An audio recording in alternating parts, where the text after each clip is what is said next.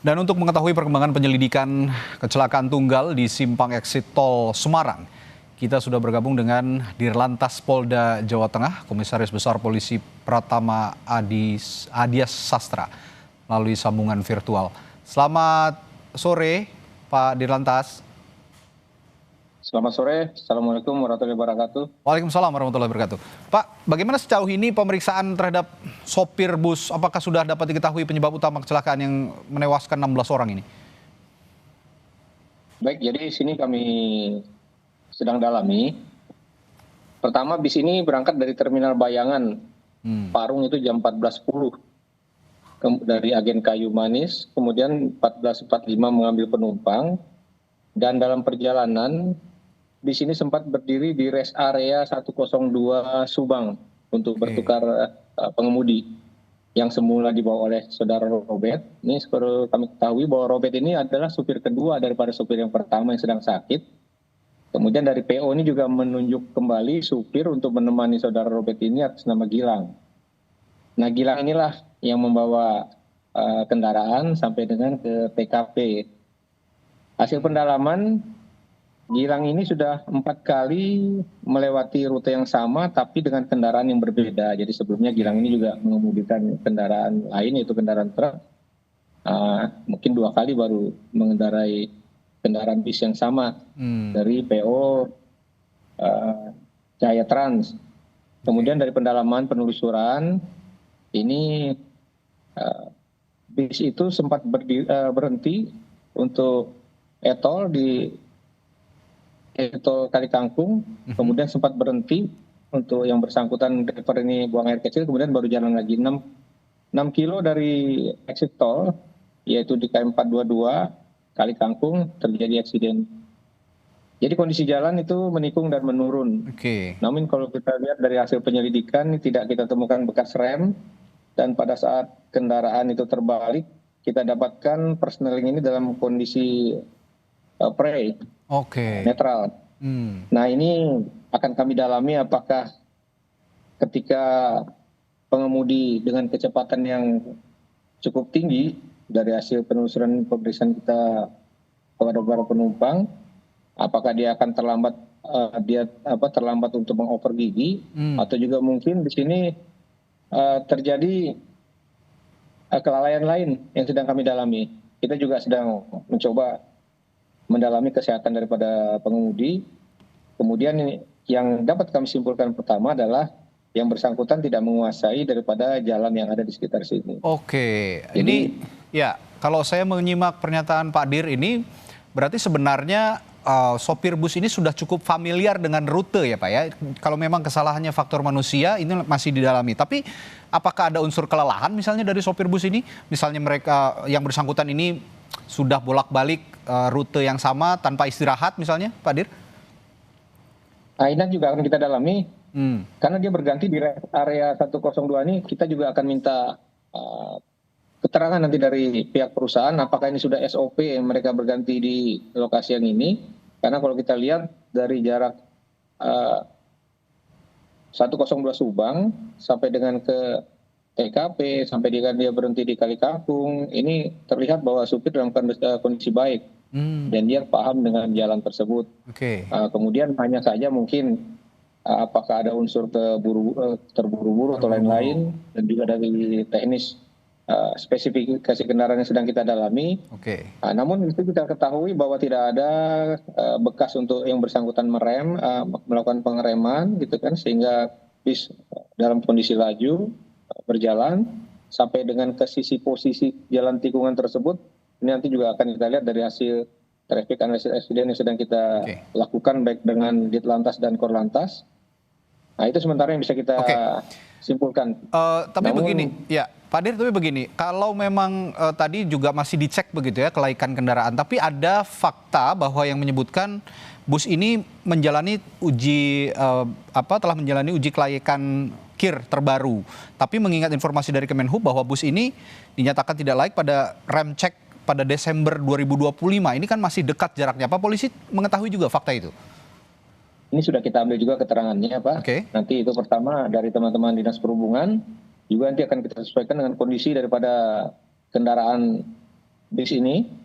Kalau sementara untuk spesifikasi lain-lainnya masih secara kasat mata mungkin masih baik, tapi untuk yang lainnya nanti akan kita dalami, Pak. Oke, baik. Saya beranjak ke pertanyaan soal kondisi korban, Pak Dir. Sejauh ini bagaimana kondisinya? Apakah korban meninggal juga sudah dapat diidentifikasi semua? Semua korban meninggal sudah kita identifikasi banyak 16 orang dan bahkan 3 orang sudah bisa kita antarkan ke alamat masing-masing. Yang pertama di Juringin, Klaten, kemudian di Desa Matujuk, Kecamatan Mojosongo, juga yang satu lagi di Bonyodo, Kabupaten Boyolali. Ini sudah kita antar semua ke keluarga korban. Kemudian jumlah total korban di TKP itu pada saat kita datang ke TKP ada 15 korban. Kemudian 1 korban kritis kita bawa ke rumah sakit terdekat, yaitu Rumah Sakit Tugu. Namun dengan sangat prihatin kita, pagi hari ternyata korban juga meninggal dunia. Kemudian selebihnya ada 17 luka ringan dan tidak kita dapatkan luka berat. Ini yang luka ringan sudah kita rujuk di beberapa rumah sakit seperti Rumah Sakit Tugu, Rumah Sakit Columbia, dan Rumah Sakit Elizabeth. Kebetulan di Elizabeth itu satu keluarga, orang tua berserta 1 balita, dan alhamdulillah semua dalam keadaan baik.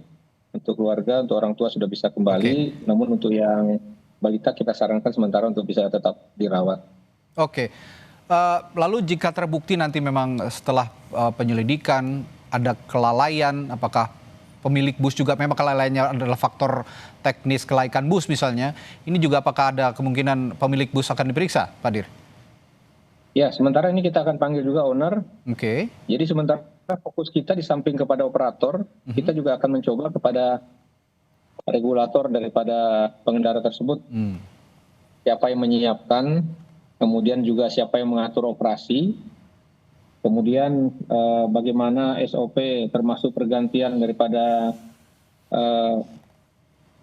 teknis pengemudi ini pada saat ketika jalan jauh. Karena di situ juga ada supir cadangan, ada juga kernet. Nah, apakah mereka ini berganti dengan jam yang sudah ditentukan oleh PO? Nanti akan kita dalami semuanya. Baik. Kemudian juga bagaimana tentang jam istirahat daripada setiap PO itu, apakah mereka juga berganti-ganti dengan bis yang sama atau tetap dengan operator pada setiap bis yang sudah mereka tentukan. Mudah-mudahan dari ini juga bisa membuatkan titik terang, bukan hanya kepada saya Trans, juga dengan bis-bis yang lain, sehingga bisa kita ketahui bagaimana kesiapan pengemudi tersebut dalam melaksanakan tugas, khususnya mengangkut penumpang, apalagi dalam situasi seperti saat ini. Ya, Pak Dir, terakhir saya harus tanyakan ini kan jelang libur Natal dan Tahun Baru, otomatis traffic di sekitaran Tol Krapia itu juga sepertinya akan meningkat begitu ya, mengingat ini juga jadi jalur lalu lintas pemudik di musim libur Natal dan Tahun Baru. Kira-kira menjelang libur Natal ini, upaya pengawasan khusus terhadap bus pariwisata atau AKAP misalnya antar kota antar provinsi di Jawa Tengah, termasuk rem check dan penindakan terhadap PO-PO nakal ini akan dilakukan atau bagaimana? Kita akan bersama-sama dengan stakeholder seperti Dinas Perhubungan. Kita juga akan sama-sama mengecek ke masing-masing PO. Namun sebelumnya juga ingin kami sampaikan, dalam kegiatan operasi Nataru ini, yang kita laksanakan yaitu operasi Liling Candi 2025 ini, khususnya wilayah Jawa Tengah ini kita sudah menggelar sebenarnya sebanyak 219 pos, baik pos terpusat yang ada di pos Kali Kangkung ini yang berdekatan dengan TKP tersebut. Juga kita menggelar ada 92 pos pelayanan dan 148 pos pengamanan, juga ada 18 pos terpadu yang tergelar baik di sepanjang jalur Pantura, jalur tol, juga jalur selatan. Tentunya kami berharap juga untuk saudara-saudara kita yang sedang melaksanakan mudik Natal Tahun Baru ini sekiranya bisa memanfaatkan pos-pos tersebut. Kita juga memberikan sarana fasilitas untuk mereka beristirahat, sehingga kami menghimbau untuk para pengemudi atau saudara-saudara kita yang mengemudikan sendiri juga pada saat titik lelah tersebut bisa memanfaatkan sarana tersebut untuk kita bisa beristirahat. Nah, kemudian untuk khusus angkutan PO ini, ya sebenarnya sebelum kegiatan ini pada saat operasi zebra yang lalu, kita sudah mengingatkan, menekankan pentingnya untuk mengecek kembali tentang syarat-syarat keselamatan daripada kendaraan sebelum mengoperasikan kendaraan, apalagi dalam kapasitas perjalanan padat dan panjang khusus untuk kendaraan umum.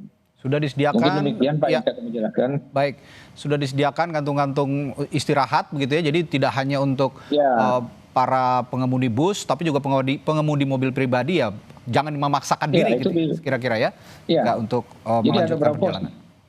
Jadi DOR 19 pos itu sudah kita siapkan, termasuk sarana untuk mereka beristirahat. Ya, Juga kita baik. antisipasi apabila terjadi kehabisan bahan bakar. Oke. Kita sudah menggunakan Pertamina Mobile sehingga bisa Oke, ada jemput bola begitu ya, Pak ya? pada lokasi-lokasi tersebut. Iya, Baik. demikian. Baik, terima kasih Dirlantas Polda Jawa Tengah, Komisaris Besar Polisi Pratama Adia Sastra telah memberikan informasinya di Sapa Indonesia Malam. Selamat bertugas kembali, selamat petang Pak Dir.